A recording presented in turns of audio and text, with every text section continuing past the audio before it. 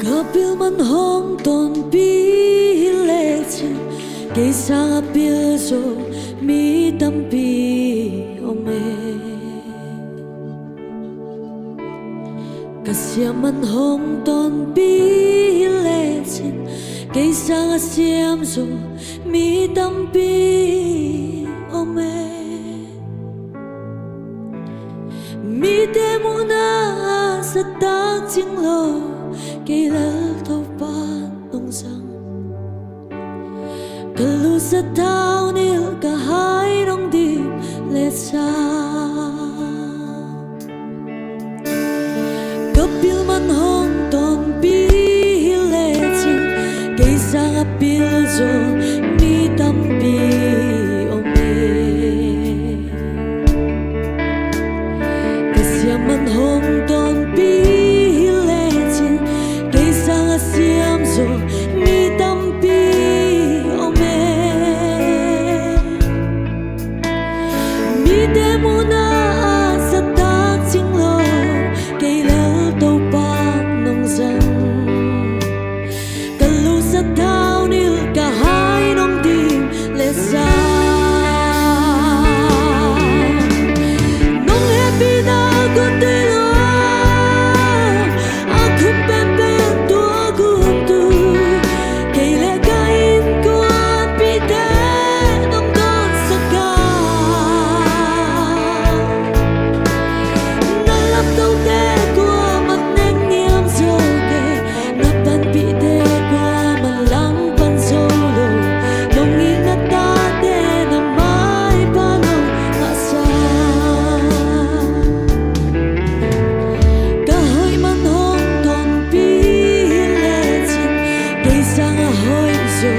mi tampi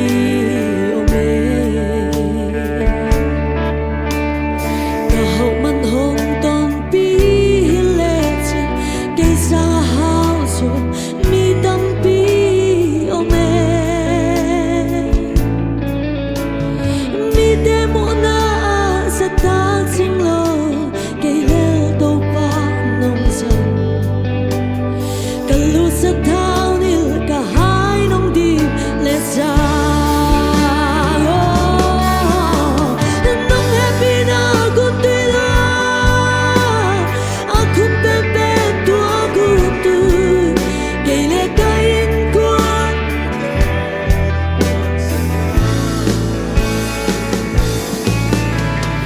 Nalaptaw de ko manangyang zoge Napangpide ko man lang pansolo Nung inatate na may panong-asa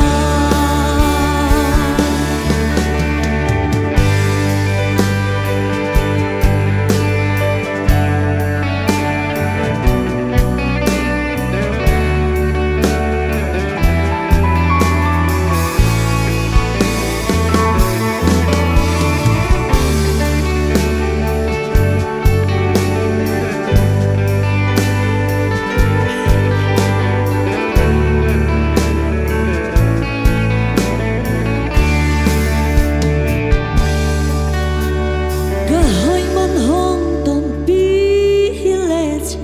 Kay sang ahoy so mi tampi ome Kahaw man hong ton pihiletin Kay sang ahaw so mi tampi ome Mi demo na sa tagting lo Kay laltaw pa nung sang Kalu sa tao nil kahay nung dim lesa Avec pinsa comigo Kahoy man hong ton pihiletin Kay sang ahoy so mi tampi ome Kahaw man hong ton pihiletin Kay sang ahaw so mi tampi ome Mi demo na sa tagting lo Kay laltaw pa nung sang Kalu sa tao nil kahay nung di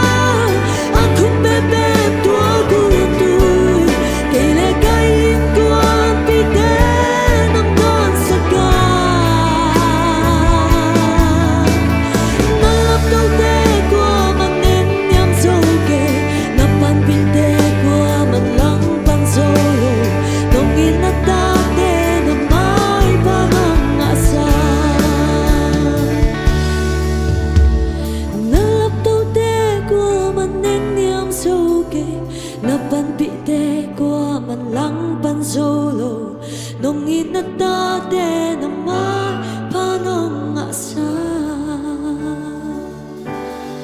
Lupa minta tanggal tahir